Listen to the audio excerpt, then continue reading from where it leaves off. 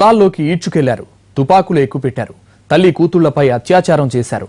ఉత్తరప్రదేశ్తో పాటు దేశవ్యాప్తంగా సంచలనం సృష్టించిన ఈ ఘటనపై అఖిలేష్ ప్రభుత్వం సీరియస్ గా స్పందించింది. హైవేపై సరైన రక్షణ చర్యలు చేపట్టని పోలీసులు ఉత్తరాధికారులపై వేటు వేసింది.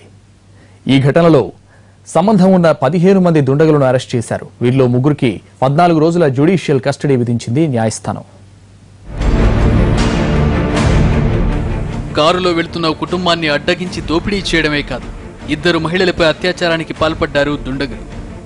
నోయిడాకు చెందిన ఓ కుటుంబం యూపీలోని షాజహాన్పూర్కి వెళ్తోంది.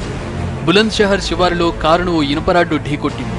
దీంతో కారును ఆపి కుటుంబ సభ్యులు కిందకు దిగారు. అంతే, ఒక్కసారిగా దుండగులు దాడి చేశారు. 10 మంది ఆ కుటుంబాన్ని చుట్టుముట్టి భయభ్రాంతులకు గురి చేశారు. డబ్బు, ఆభరణాలు దోచుకున్నారు. కిరాతక దుండగుల ముఠా అంతటితో ఆగలేదు. మగవారిని చెట్లకు కట్టేసి ఓ మహిళను, ఆమె కుమార్తెను పొలాల్లోకి లాక్కెళ్లి తుపాకులతో బెదిరించి సామూహిక అత్యాచారం చేశారు.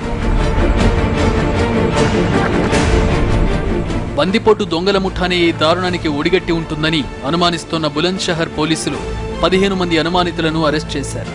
కుటుంబ పెద్ద ఇచ్చిన ఫిర్యాదు ఆధారంగా దర్యాప్తు చేస్తున్నారు.